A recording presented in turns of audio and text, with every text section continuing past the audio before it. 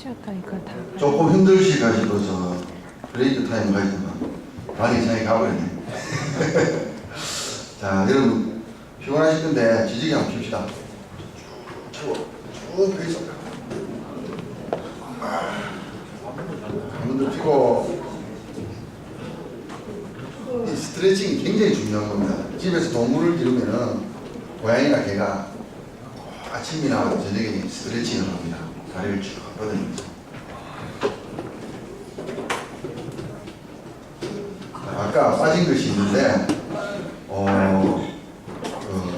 간 청소도 그냥 막무가내 하는 게 아니거든요. 못하는 분들이 있어요. 어떤 분들이 못하느냐? 치질이 심해서 출혈이 많이 되는 사람들. 매일 배볼 때마다 출혈이 뚝뚝뚝 떨어지는 사람들. 그 다음에 위궤양이나 11지궤양이 심해서 아침 일어났을 때 저녁에 잘 때 굉장히 통증이 있으신 분들. 또 말기 암 환자들, 아주 쇠약하신 분들. 근데 초기 암 환자들은 간 청소를 거의 90%는 시킵니다. 우리 같은 경우. 면역 기능이 살아나거든요. 그래서 간 청소를 못 하실 분들이 장 청소를 주로 합니다. 이거 장 청소죠. 그럼 장 청소를 주로 하는 사람들이 애기들, 어린아이들, 여성분들 그런 사람들이 주로 합니다. 그 장 청소는 어떻게 하느냐?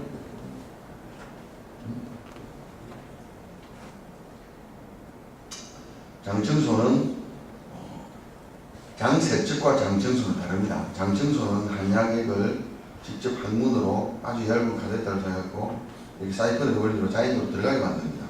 그러면은 거의 고통 없이 들어갑니다. 근데 장 세척은 모터를 돌려서 물을 갖다가 호스로 잡아넣습니다. 그러면 배가 굉장히 아파요. 그래서 장 청소와 장 세척은 그렇게 다른 겁니다. 강제로 넣느냐, 자연적으로 들어가게 만드느냐. 이 전립선 청소. 전립선 청소는 간단하게 이야기하면은 우리 남성들 질환 중에서 젊은 사람들도 전립선염이나 전립선 비대증이 있는 사람이 있습니다. 전립선염은 감염성으로 온 게 있고 비감염성으로 온 게 있습니다. 감염성은 어떤 그 요도질환이나 성병으로 인해서 전립선에 염증이 생기고, 비감염성은 몸이 약하고 차온도에 많이 앉는다든지 술을 많이 먹는다든지 이래서 전립선 자체에서 염증이 생긴 거예요. 어쨌거나 전립선에 염증이 생기면은 전립선에 문제가 생깁니다. 그래서 밑이 묵직하다거나 소변을 자주 본다거나 소변 볼 때 쓰리다거나 여러 가지 통증이나 불쾌감이 나옵니다. 그리고 전립선 비대증은 노화 현상으로 인해 가지고 전립선이 부은 거예요. 우리가 얼굴이 붓듯이 전립선 자체가 부으면은 전립선은 이렇게 조그만 방톨만한 그 덩어리인데 그 안으로 요도가 통과하고 있습니다. 방광을 해가지고. 그럼 이게 붓게 되면 요도에 그 구멍이 좁아지겠죠. 좁아지면 소변이 질질질질 일어나옵니다. 어떨 때는 소변 보러 가면 소변이 안 나와요. 여자한테는 전립선이 없죠. 그래서 남성이 뭐 양기가 부족하다, 정력이 떨어졌다, 거의 90% 이상이 전립선 문제입니다. 그 다음에 소변이 가늘어졌다, 소변이 다 묻는데도 잔뇨감이 있다, 팬티에 소변이 잘 묻는다, 이거 전부 전립선 문제입니다. 그래서 전립선 청소는 전립선에 아주 간단한 카테터를 넣어서 한약액을 그쪽으로 주입을 합니다. 그러면은 한약액이 요도와 전립선과 방광으로 들어갑니다. 그렇게 한 20분 정도 한약액이 요도와 전립선과 방광에 이렇게 세포와 조직에 스며 들어갑니다. 들어가서 병든 세포는 씻어냅니다. 죽은 세포는 씻어내고 병든 세포, 병든 조직은 정상으로 살려냅니다. 그러면은 전립선이 비대해졌던 게 정상으로 조금 돌아옵니다. 그게 눈에 띄게 돌아오죠. 근데 전립선 청소할 때 주의할 점. 전립선 청소 오늘 한다. 어저께 술 마시면 안 됩니다. 오늘 술 마시면 안 됩니다. 내일까지도 술을 안 마시는 게 좋은데 할 수 없으면 내일까지는 용서합니다. 이틀은 술 마시면 안 됩니다. 그래서 일주일에 한 번씩 합니다.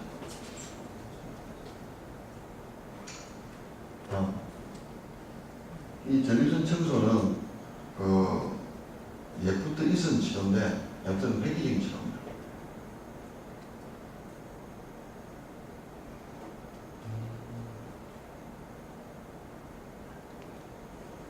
자, 전립선 질환 진단 여러분들 요 끌기만 봐도 대충 알 겁니다. 배뇨를 참지 못한다. 그 다음에 충분한 수면을 취하며 규칙적인 생활을 한다. 과도한 음주와 흡연을 금한다. 전립선 질환은 진단 아니네. 잘못 적었네. 생활 규칙이에요. 자, 다음. 자, 혈관 혈액 청소입니다. 요거는 우리가 이제 현미경으로 혈액을 눈곱만큼 딱 뽑아가지고 이제 슬라이드로 해가지고 본 겁니다. 혈액 정상적인 혈액이 이렇게 나오는 정상입니다. 동그랗죠. 이 적혈구입니다. 이 건강한 사람이에요. 이렇게 온 사람 떡이 되어 있죠. 피가 탁해서 분명히 콜레스테롤 수치라든지 중성지방 수치는 없습니다. 그러고 운동 안 합니다. 이게 우울하죠. 우울하면 이게 요결성 빈혈이 있을 수도 있고 적혈구가 잘 터지기 때문에 빈혈이 올 수도 있고 분명히 간이 많이 피곤해져 있습니다. 자, 이 혈관 혈액 청소는 주로 두 가지를 하는데 하나는 레이저 요법을 해가지고 레이저를 혈관에다가 이렇게 투시를 하면 레이저가 혈관을 뚫고 혈관 속에 지나가는 피를 이렇게 비춰줍니다. 그러면 그 레이저에 에너지가 들어있기 때문에 피 속에 있는 지방이나 그 찌꺼기들이 분해가 될 거예요. 분해가 되어서 일시적인 중풍 현상이 있으신 분들이 있거든요. 어느 날 갑자기 나이가 드신 분들 어지럽다. 그냥 바로 혈관 레이저 쏘면은 한 70~80%는 바로 풀립니다. 약한 혈액 규모가 있을 때는. 물론 내 혈관이 아주 막혀 있을 때는 힘듭니다. 피가 탁해서 내 혈관을 지나가는데 천천히 지나갈 때 그때 바로 풀립니다. 그 정도로 레이저 요법은 순간적인 효과는 좋은데 지속적인 효과가 없어요. 이거 레이저 요법을 10번 받고 이 상태가 이 상태로 변합니다. 그러면 치료를 끝냅니다. 그러고 3개월 후에 다시 와서 검사해야 됩니다. 왜? 지속성이 있기 때문에 또 이렇게 될 수 있습니다. 이렇게 계속 지속되면은 할 필요 없어요. 3개월 후에 검사만 받는데. 그러고 아주 심한 사람들은 중풍 예방단에서 그런 한약을 같이 씁니다. 그러면은 혈관에 있는 찌꺼기도 살살 이렇게 찌꺼기를 없애주고 피도 맑아지고 이러면은 중풍이 예방이 되죠. 심혈관계 질환은 피가 맑아지면은 게임이 끝나는 겁니다. 심혈관계 질환 알죠? 심장, 관상동맥 경화로 인해 가지고 협심증, 막히면은 심근경색증, 심장 근육에 피를 공급하는 관상동맥이 완전히 막히면은 심장 근육 일부분이 죽습니다. 배사가 되죠. 그럼 심장이 불규칙적으로 뛰면서 굉장히 아픕니다. 사망에 이를 수 있습니다. 그 전 단계가 협심증이죠. 협심증 가다가 확 주저앉을 정도로 확 짭니다. 그거는 심장 관상동맥이 조금 줄어들어가요. 좁아져가 있죠. 그 다음에 동맥 경화. 모세 동맥의 경화가 오면 손가락 잘라내는 사람들 있죠. 발가락 잘라내는 사람들. 저린 사람입니다. 그런 거. 그 다음에 그 대퇴부 쪽에 동맥이 경화가 생기면 그 대퇴부 동맥 잘라내고 대용으로 혈관을 넣습니다. 그래야지 그럴 수가 있어요. 뇌 혈관에 동맥 경화가 오면 중풍이죠. 무섭습니다. 혈관은 동맥의 가지거든요. 파이프라인입니다. 혈관이. 그 파이프라인이 예를 들어서 돌아가는 그 피가 기름이라 생각하면 그 윤활유가 찌꺼기가 확 해서 돌아가면 온 그 혈관 그 파이프라인에 찌꺼기를 다 묻혀놓겠죠. 혈관 마찬가지예요. 그래서 피가 맑아야지 파이프라인이 혈관이 깨끗해집니다. 다음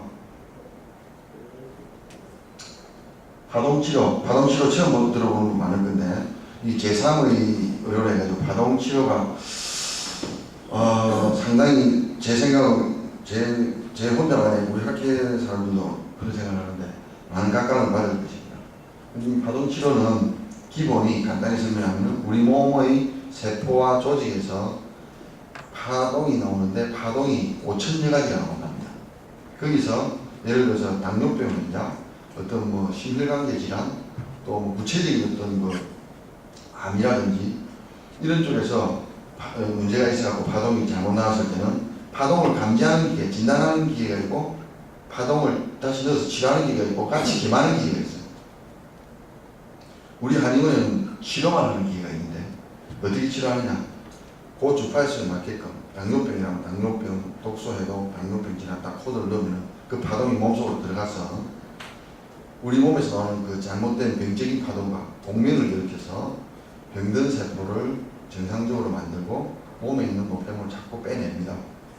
이것도 난치병이 상당히 많이 있습니다. 해독 주파수 나오면 다음 시술까지 파동치료 이전증은 위주, 아토피, 만성 피부염, 각질환의 독소, 근만성 피부질환, 각종 암 및 난치질환 여러 가지 아주 그 질환의 치료 범위가 넓습니다. 또 우리 홈페이지에 있는 그대로 해가지고 정리가 안 되고 그냥 가져와서 미안합니다. 해독 비만.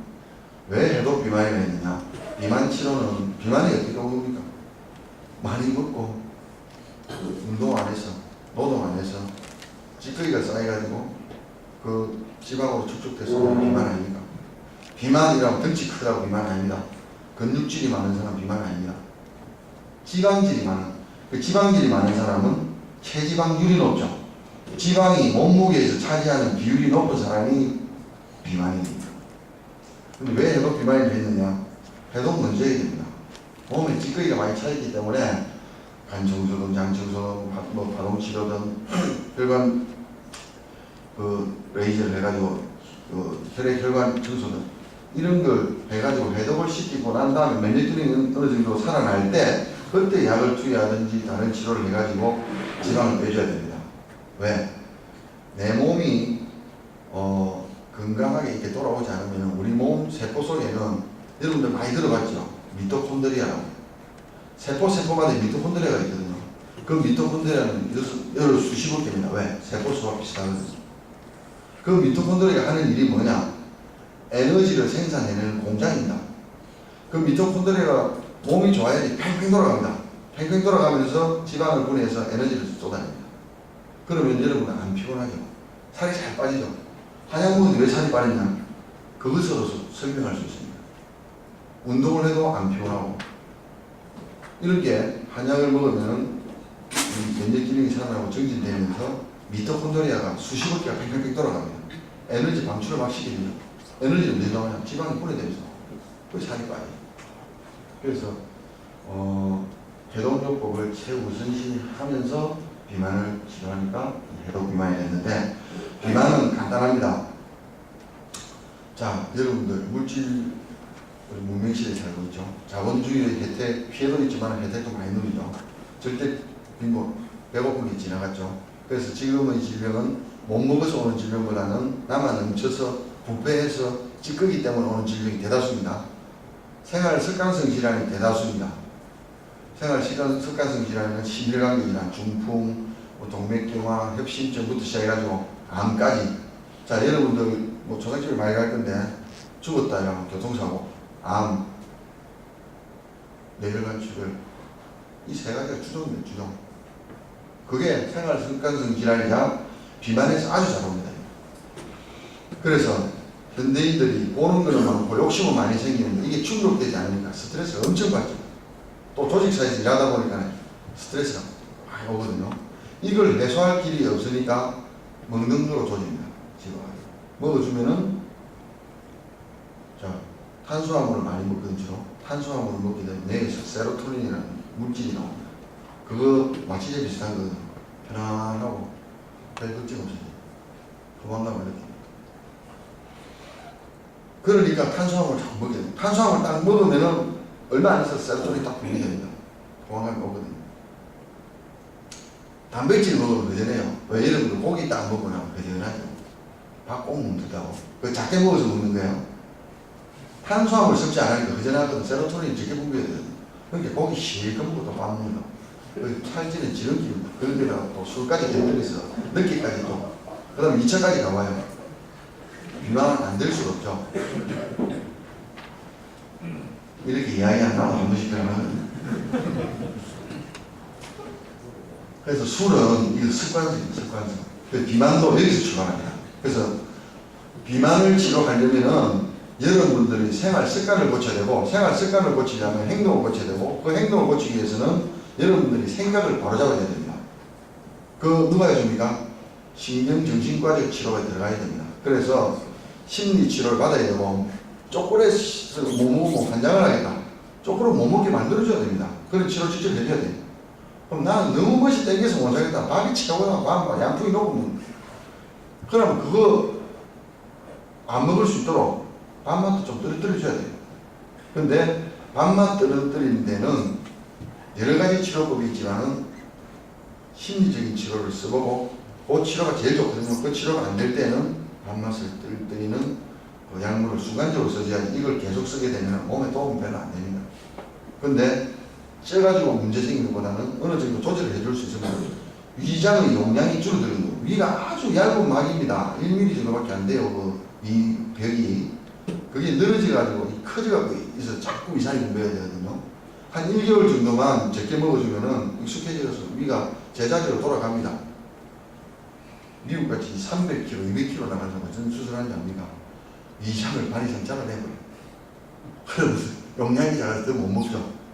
우리나라 비만도 아닙니다.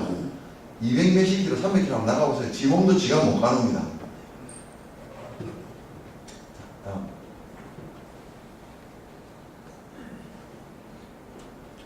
전체적인 비만과 비만 치료에 여러 가지가 있습니다. 부분적인 비만인 부분적인 비만은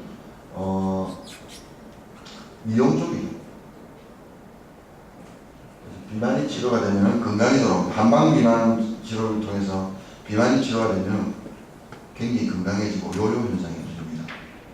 요요 현상은 뭔지 알죠? 치료할 때는 살이 쏙 빠지는데 치료 딱 끝나고 나니까 갑자기 리바운드 현상으로 살이 처음보다 더 쪄요. 그게 요요 현상입니다. 그 생활 습관을 안 바꿔줘서 그래요. 자, 피부 아까 이야기했죠. 면역 기능으로 오는 피부 질환이 제일 많습니다. 그 면역 기능을 흐트리는 문제 중에 하나가 담석이라고 그러죠. 그래서 간 청소를 하니까 많이 좋아진다. 그래서 해독 피부입니다. 이 피부 질환도 피부에서 문제가 생긴 게 아닙니다. 근본이 따로 들어가면 물론 피부에서 생긴 것도 있어요. 뭐 섭진이라든지 가벼운 것들 질환들. 그런데 요즘 가벼운 질환들은 없습니다. 만성화돼서 옵니다.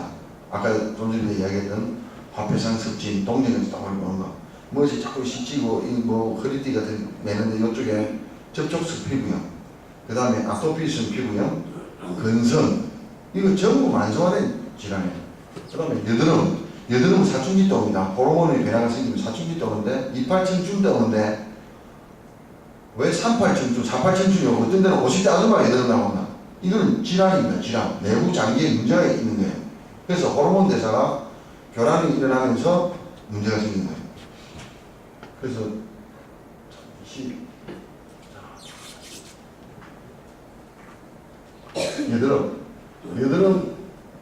여드름 제일 많고 간단한 치료인 줄 알고 있는데 이 간단한 치료 아닙니다. 여드름 때문에 온 피부가 다 돌아다니다가 오는 사람들 많거든요. 자, 요 설명을 드리자면 여드름은 이렇게 생깁니다. 요게 모낭입니다. 모낭. 여기 털이죠. 털 뿌리고 여기 표피입니다. 살갗. 요 안에는 모낭 쪽에는 항상 균들이 사는데 그중에 대표적인 균이 아크네라는 균이 있습니다. 피아크네라는 균이 있는데 이 균은 현기성세 힘을 해가지고 햇볕이 들어오면 산소가 들어오면은 정치를 못해요. 꼼짝 못해요. 근데 우리 모공을 하는 분들에서 산소가 들어오거든요. 그럼 건강한 모공이단 말이에요. 근데 왜 여드름이 생기느냐? 한 달에 한 번 탈락해야 될 표피가 우리 때 씻죠? 사실은 공기만 맑으면 한 달에 한 번 모여가면 됩니다. 표피 한 달에 한 번 떨어지지 않거든요. 그런데 병적이 되다 보면은 이게 한 달에 몇 번씩 떨어지나, 자주 떨어지지 않아요.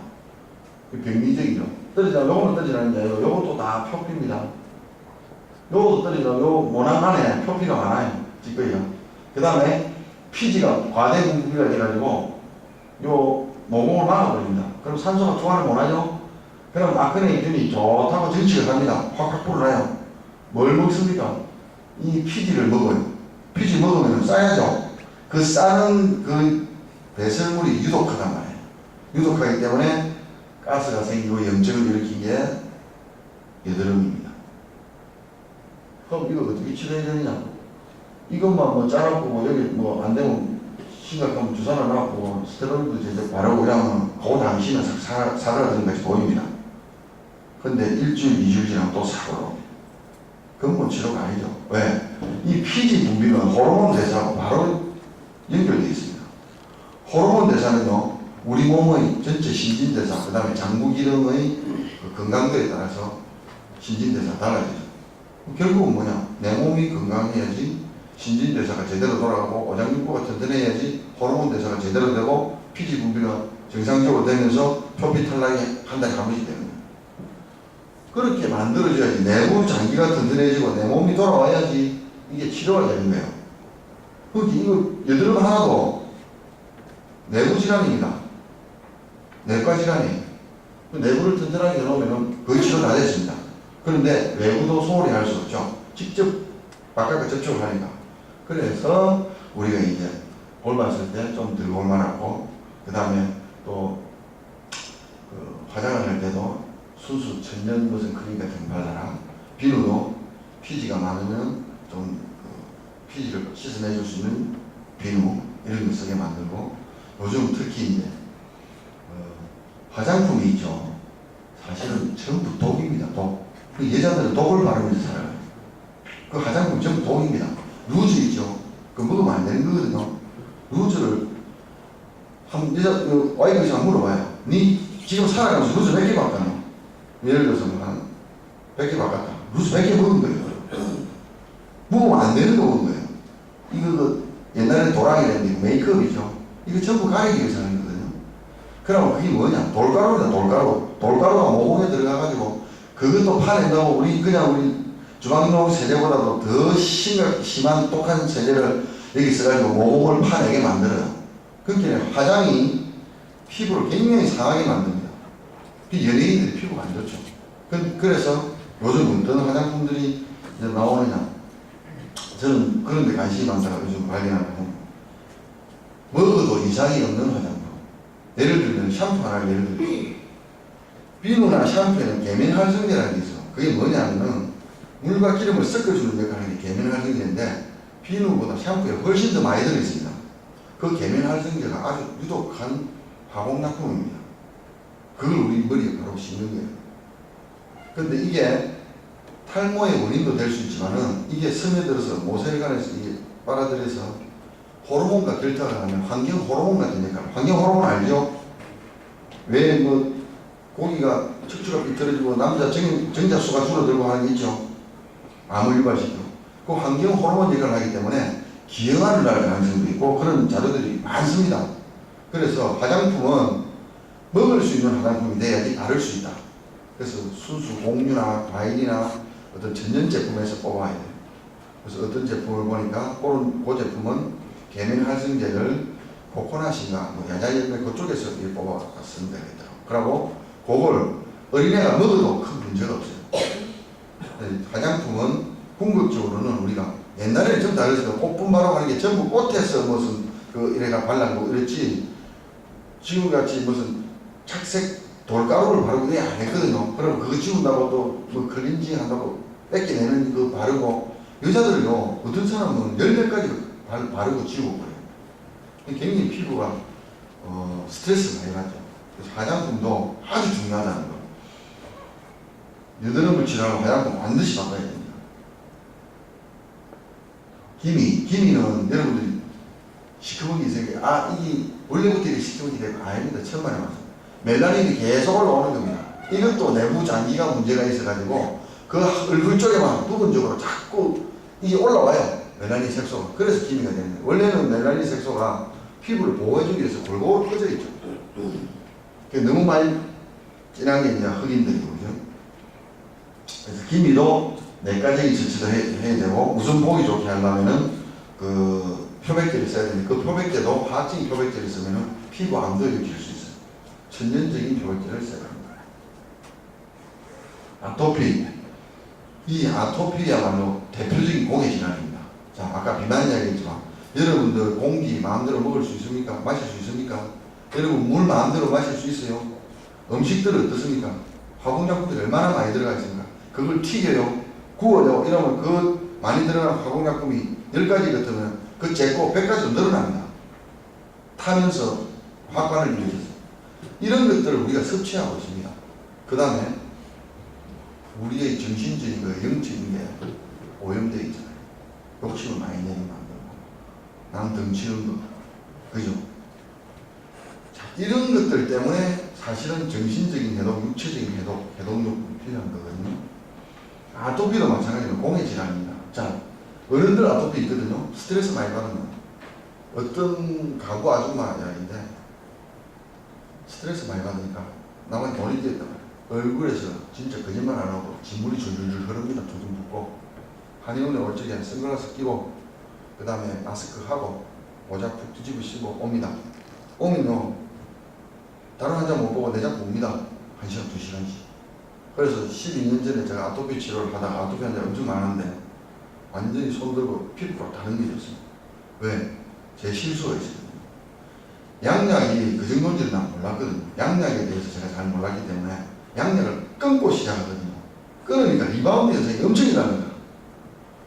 약 먹다가 그나마 꾹 눌러놨던 게 용수철을 꾹 눌리면 손을 딱 띄니까 팍 튀어오르죠. 그걸 제가 몰랐던 거예요. 그래서 지금은 양약 바로 뛰라 소리 안 합니다. 양약을 서서히 띱니다. 띄고 한 이틀 띄다가 또 하루 먹이고 나중에는 일주일도 띄고 또 안 좋으면 또 양약 주고 그게 왜냐면 스테로이드 제제 내지는 소염제 이런 것들 그 다음에 항히스타민제 이런 게 있거든요. 그거는 치료가 아닙니다. 대증요법 꾹 눌러놓는 거예요. 떼면 또 튀어오릅니다. 혈압약도 마찬가지죠. 그런 약인 줄을 모르고 내가 젊은 시절에 덤볐다가 큰 골만 다쳤는데 요즘은 양약을 서서히 띱니다. 그리고 한약까지 띄을 때 완치입니다. 애들은 아토피 치료 잘 됩니다. 어른들이 힘들어요. 네, 계속 생활이 안 바뀌거든. 애들은 단순하기 때문에 심리적으로 달래주고 아주 약하게 치료를 약을 써도 빨리빨리 변하고 옵니다.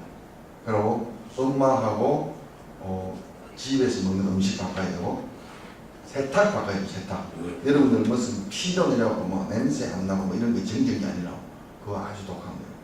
그래서 혹시 기회가 되면 우리 홈페이지에 들어오시면은 여기도 나와 있을 텐데 세탁이 굉장히 중요합니다. 식이요법도 중요하지만은 목욕법 있죠? 빨래하는 거 이거 꼭 읽어보세요. 근선 섭진, 섭진은 굉장히 광범위한 질환이고 이 섭진은 진균류냐 아니냐, 곰팡이냐 아니냐 구분하는 거예요. 섭진도 신경성이 있습니다. 여러분 경험한 적이 있을 거예요. 운전 체험하는데 초보 운전자가 밤에 고속도로를 달린다. 억수로 그렇게 힘들어가죠. 핸들 꽉 잡고 있죠. 손에서 땀이 축축하게 납니다. 집에 따고 완도의 한숨을 팍 쉬는 순간 손에서 발진이 확 되면 발진이 빨갛게 돋아납니다. 가려워요. 벌려 물집도 생깁니다. 이게 신경성 섭진입니다. 그런 거 경험한 분들이 있을 거예요. 그래서 섭진은 굉장히 광범위하게 있을 수 병명을 붙인 거고 근선은 아까도 얘기했죠. 이게 자가 면역성 질환입니다. 우리 표피가 한 달에 한 번씩 탈락해야 되는데 심한 근선은 하루에 한 번씩 탈락하고 각질이 생깁니다. 온몸에 각질이 생기면 허연 비듬같이 보지도 못하죠. 그런 환자가 많이 늘고 있어요. 그런데 그 사람도 잘 몰라가지고 문둥이처럼 문둥이라면 안 되죠. 그런 곳에 가가지고 굉장히 독한 약을 먹으면 절대 안 낫습니다. 이것도 면역 기능이 살아나야지 치료가 됩니다. 자, 여러분들이 오늘 제 강의를 쭉 들었는데 요약을 하면은 이런 겁니다. 물질 문명에 사는 시대에 사는 우리는 견물생식, 몸에서 욕심이 자꾸 생깁니다. 그래서 그 욕심을 좀 줄여야 되고 또 어떤 건강을 위해서 식사 습관, 그 다음에 운동, 정신적인 어떤 그 수양 이런 것들이 계속 우리가 노력을 해야지 우리가 생활하면서 건강한 생활을 영위할 수 있고 건강한 가정을 만들 수 있습니다. 건강한 가정이 있어야 건강한 사회가 이룩되고 건강한 나라로 발전합니다. 그래서 여러분들 한 분 한 분의 정신적인 어떤 건강과 육체적인 건강은 국력과 직결됩니다. 여러분들이 다 알고 있는 것들이지만 오늘 제 강의를 통해서 좀 더 건강과 정신적인 건강에 신경을 써서 실행이 되었으면 더욱 좋겠습니다. 그리고 저는 뭐 별볼일 없는 사람인데 제가 참 서울에 학교를 대학 다니다가 서울에 가서 부산에 가서 개업을 하다 보니까 제가 능남의 장남이거든요. 맨주먹으로 시작하다 보니까 참 힘들었습니다. 그때 제 종교같이 저를 이끌어준 것이 시입니다. 시가 우리가 동인회를 만들었는데 그 동인회의 사람들을 만나고 시를 만나고 하면서 제가 사모의 큰 위안을 얻었고 지금도 그분들과 잘 지내고 있고 어찌어찌 하다 보니까 부산 시민협회의 부회장이 되었습니다. 그래서 요거는 제가 사실은 제 가족들 굉장히 사랑합니다. 우리 막내가 또 늦둥이가 있어가지고 1학년이거든요. 그래서 나는 막 걔 보는 날로 사는 게 사실은 80%입니다. 근데 이제 어느 날은 항상 이렇게 집안에 식구들과 이렇게 있다 보니까 귀중한지 모르잖아요. 근데 어느 날 늘 같이 있던 식구들이 갔어요. 저만 놔두고 갔어요. 근데 그 전날 제가 술을 많이 먹고 왔어요. 새벽에 잠을 깼어요. 왜? 창문을 열어놓고 제가 바람이 많이 불어요. 그래서 그 집에 옷 입고 운동하러 쭉 가면서 장산을 갔다가 해운대를 돌면서 시를 몇 개 썼는데 이게 이제 술이 째리가고 신지 술 먹고 주정했는데 잘 모르겠어요. 근데 최근에 쓴 시입니다. 아마. 또 제가 제일 좋아하는 거는 프랭크 시나트라입니다. 프랭크 시나트라의 마이웨이인데 우리 친구들 말로는 프랭크 시나트라고 제가 잘 모른답니다. 다음에 제가 소주 한잔 하나 기회 있으면 한번 불러드릴게요. 그래서 여러분들 피곤하신데 오늘 또 오랜 시간 강의를 들어서 이 피곤하신 어떤 육신을 이 시를 보면서 한번 달래라고 그렇게 제가 낭송을 해볼게요. 요만한 삶 속에서 기쁜 날들은 얼마나 있는지 시간의 그림자 속에 숨어버린 날들은 동백섬 정자에 올라 무심한 바다를 눈으로 흐물거린다. 등대는 빨간 단장을 하고 기다리는데 바다는 흥미 없이 파도와 하얀 산책을 한다. 수평선이 회색으로 저미는 우울한 오해는 프랭크 시나트라의 와이위에 짓는다. 감사합니다.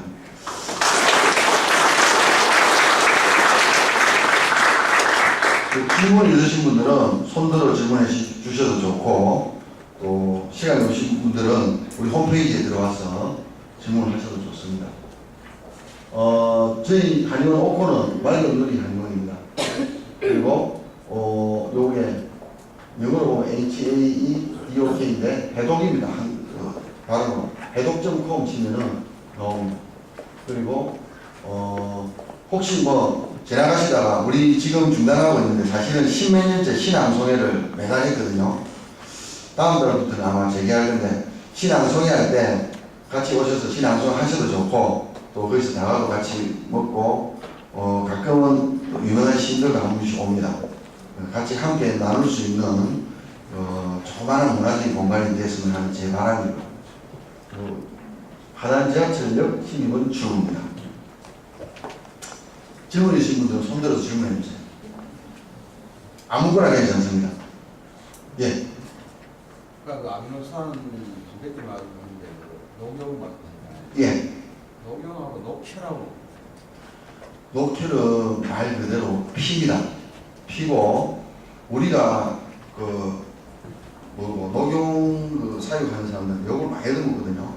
한국의 한의사들은 국산 녹용을 안 쓴다 말이에요. 그래서 외제 수입 녹용, 할구질만 쓴다 하는데 여러분들이 잘 아셔야 될 게 사슴은 온순한 것 같지만 굉장히 동물 중에서 가장 많은 거리를 뛰어다니고 반경이 넓은 동물입니다. 그래서 시베리아에서도 봄, 여름, 가을, 겨울이 있거든요. 이쪽에서 이끼 뜯고 저쪽에서 풀 뜯고 이래서 좋은 거 다 뜯고 운동 엄청나게 하고 살기 위해서 이제 노동을 하는 거죠. 그래서 겨울이 오면은 많은 어떤 그 풀을 먹고 지방을 축적해서 운동을 적게 하게 돼요. 그래서 순놈들한테 뿔에 영양을 지향하는 유일한 동물이 사슴입니다. 다른 동물들요, 뿔 자르면 피 안 납니다. 전부 각화되어 있죠. 사슴은 혈관 망사 조직이 다 있습니다. 그래서 사슴이 유일하게 영양도 뿔에다 저장하고 거기가 혈이 통하는 뿔을 가진 동물이 사슴이거든요.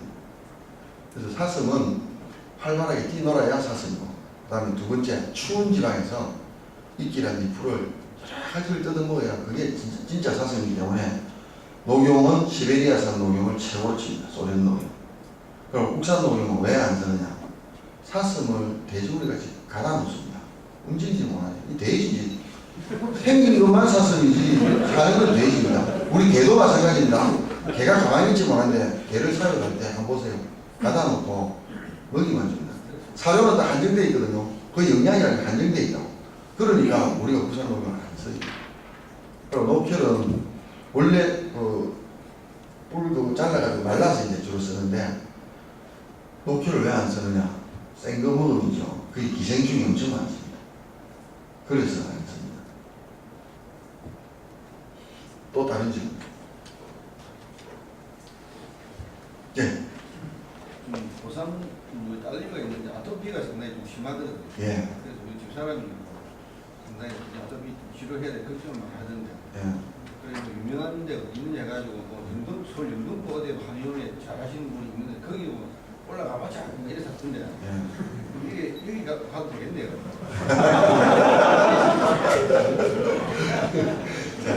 병원을 선택하는 거죠. 여러 가지 정보를 듣고 본인이 이제 선택하는데, 우리 아버님이 예를 드시면은, 이런 적이 있습니다.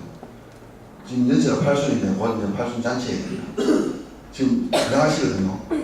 한 7년, 10년 전에 디스크가 왔어요. 허리 디스크. 그래서 세브란스 병원의 김영수 박사가 수술을 제일 많이 한 분입니다. 그분 만나려고 밤에 가가지고 새벽까지 기다리다가 접수해가지고 예약 잡아놓은 것이더라고. 그래서 야야, 와, 그거 내 진짜 예약한테 죽을 뻔했다면서.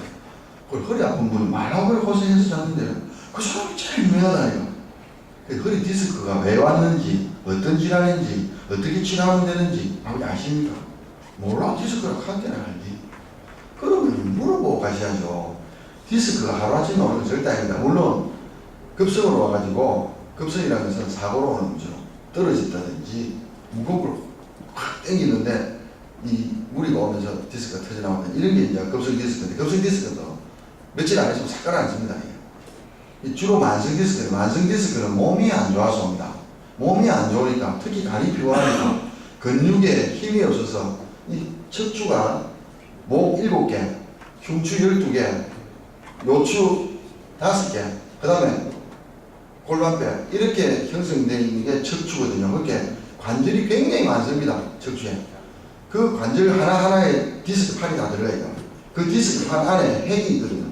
그 핵이 우리가 소위 말하는 디스크 하는 거예요. 젤리 같은 핵이 있어요. 젤리 같은 핵이 쭉 마지막에 있기 때문에 쿠션 역할을 해준다는 거예요. 그래서 우리가 웬만큼 뛰고 해도 다 이렇게 돌아가고 완화가 되거든요. 충격이.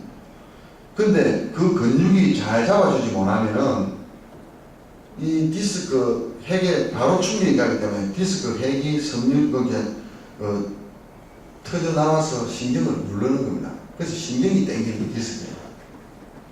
그러면 내 몸이 돌아야 이게 돌아오지. 근육이 잘 잡아주면은 디스크가 꼭 안으로 안 들어가더라도 신경을 안 누르면서 살아갈 수 있어요. 그래서 허리를 건강하게 해주고 몸을 건강하게 해주면 디스크는 치료가 돼요. 그래서 언제 날짜 잡았다 갈라 하더라고. 그러면은 수술 하시려고 하시는데 연세가 70인데 대인중도 같이 와요. 수술해요. 좋을 거 있겠느냐. 근육을 절개하면 일 붙고 나서도 힘이 없는데 한 달만 우리 치료해보고 안 될 때는 디스크 수술하고 해서 그러면 고민해 놨더만 치료하러 옵니다.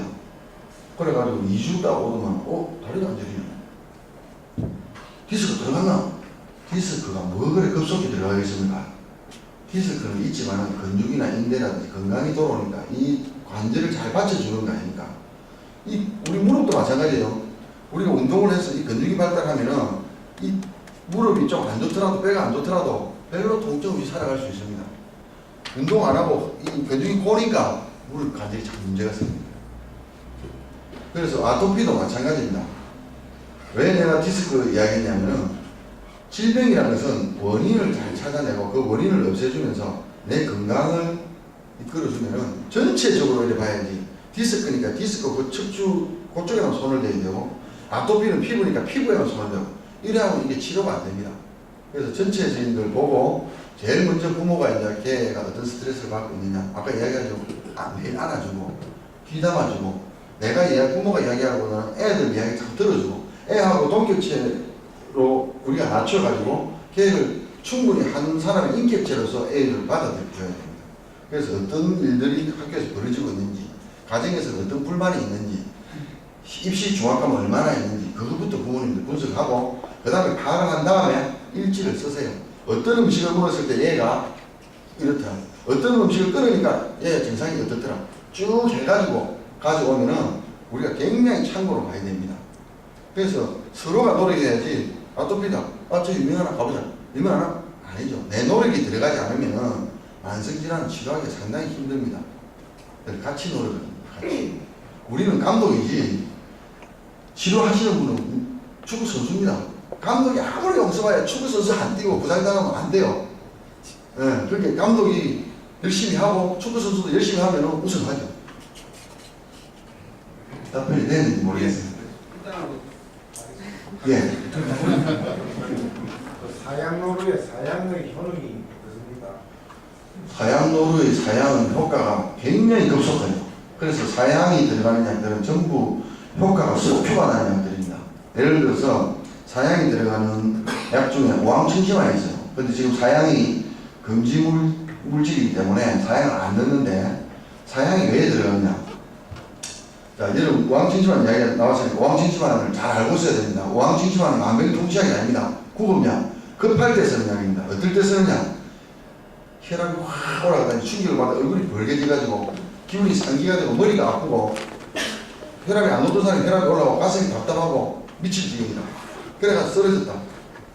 이럴 때 오황청심환을 써가지고 기운을 내리면서 이 우리 신경을 풀어주고 혈액이 순환되게 만들어주는 게 오황청심환입니다. 말 그대로 하기시키는 약이지 이 도구는 약이 아니다 말입니다. 기운이 상기되어 있으니까 하기시켜야 돼. 내려줘야 돼. 그게 왜 사양이 들어가느냐? 사양이 그 향을 통해 가지고 우리 몸의 조직과 장구와 세포를 열어줍니다. 열어줘가지고 그 다른 약재들을 빨리빨리 갈 수 있게 쉽게 그냥 고속도로를 깔아주는 거예요. 그래서 사양은 급속히 효과되는 약에만 주로 들어갑니다. 그 다음에 공진단이라는 약이 있는데 그게 동의보감에서는 최고의 보약으로 칩니다. 그 약에도 사양이 들어가는데 그거 왜 들어가느냐? 할아버지들 양기약 해가지고 다리 달달달달하면서 못 걸어가는 사람들 있죠. 그다음에 할머니들 골다공증 있고 이렇게 근육이 참 말라 들어가는 사람들, 이런 사람들한테 영양을 공급하는데 사양이 들어가야지 노화되어 있으니까 그 길을 빨리 열어줄 수가 있어요. 그래서 사양이 들어갑니다. 보약에 들어가는 것은 공진단에만 들어가고 주로 응급약으로 많이 들어갑니다. 사양. 그 주 효과가 냄새, 향입니다. 독자적으로는 안 써요. 독자적으로는 거의 안 쓰죠. 그리고 사양 잘 써야 됩니다. 요즘 가짜가 엄청 많거든요. 사양을 많이 보지 않은 사람은 한의사도 잘 모릅니다. 많이 봐야 됩니다. 잘 모르겠어요. 네. 써서도 잘 모르고요. 네. 산삼도 마찬가지입니다. 지금 산삼이 들어오는 게 거의 장내삼입니다. 왜 그러냐면 중국에서 그 산삼 씨를 이렇게 싹을 튀어가지고 떨어진 걸 키울 수 있는 기술이 저 특허로 개발되어 있어요. 그러니까 그것들이 들어와가지고 우리나라 산에 이제 심어 놓으면은 죽을 놈 죽고 살 놈 살아요. 다음. 이거 지금 시간이 많은데 귀찮은데 다음은 어떤 TV에 고1침에 대해서 예. 나오는데 예. 우리 보면 중국에서 시연하는 거는 한 방에 벌떡벌떡 쓰던데 우리나라에 그 일이 나오는 시료 분야에 상당히 길거든요. 네. 그럼 TV에서 본 사람들하고 실제로 가보면 시료 분야가 달라요. 그러면 특정 어떤 그 학술단체 내지는 어떤 그 한의원을 뭐꼭 지칭하기보다는 저는 이렇게 생각합니다. 침술은 여러 가지 침술이 많습니다. 그 원리가 음양 오행에서 다 이렇게 와서 놓는 침술들이거든요. 원리는 같아요. 그런데 자, 우리가 중풍 환자가 뇌에서 문제가 있어가지고 뇌에서 신경이 빠져나오고 그 뇌 이상에서 신경이 문제가 있어서 이 반신불수가 오잖아요. 그죠? 이 사람을 순간적으로 강약을 통해 이 팔이 올라간다고 무슨 큰 이득이 있습니까? 치료가 됩니까? 오늘 올라가는데 내일 안 올라갑니다. 이 벌써 근육하고 다 위치가 와 있고 이게 신경의 문제거든요. 그렇다면은 만성화된 질환은 천천히 치료를 해주는 게 맞는 겁니다. 급성 질환은 아주 강약을 통해서 해줘야죠.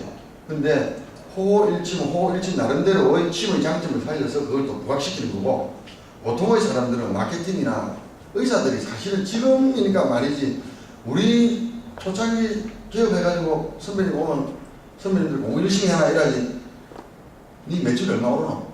잘 되나? 안 되나? 이런 소리 안 합니다. 우리가 요즘 업황이 어려워서요. 야, 이 자식아, 공부 열심히 해라. 실력 있는 의사가 돼 돈 벌이 이랬지. 지금과 같이 광고 때리고 막 상업적으로 이래 안 나왔거든요. 지금 자본주의가 발달되니까 의사도 경영을 모르면 운영이 안 됩니다. 그러니까 이제 그런 쪽으로 프랜차이즈라든지 이런 쪽으로 굉장히 발달한 것이고, 마케팅이. 혼자 하고 그냥 소박하게 하는 동네 한의원들은 그거 잘 못하죠. 내가 뭐 예를 들어서 그 사람의 팔을 팍 올린다고 하면 몇 사람이 봐주겠어요. 그죠? 그러니까 우리가 의술이라는 것은 신기한 마술이 아니거든요. 중국에서 처음에 침마취를 걸어가지고 뇌수술한 게 있습니다. 그런데 여러 수백 명을 한 케이스 중에 한 케이스가 된 거예요. 그런 거는 의학으로서 인정을 받기보다는 마술로서 인정을 받아요. 특이한 거, 이건 보편화되지 않은 것은 학문이 아닙니다. 저는 그렇게 보고 보편적인 학자들도 그렇게 생각하고 있죠. 그래서 신기한 것에 현혹되면 안 됩니다. 공영방송에서 그 중국의 최고 한의 대학에 가서 그 대학에서 우리나라 한의를 가지고 세계적인 학술 단체가 다 보는 데서 한 게 TV에서 나왔거든요. 그럼 그걸 이제 보는 시청하는 국민들은 어떻게 됐네요, 우리나라. TV 매체의 피해가 좋은 점보다 피해가 훨씬 많다는 걸 아까 제가 비타민에 대해서 인터뷰하는 이야기했잖아요. 분들이 중국의 그 한의대 이 제일 높은 학대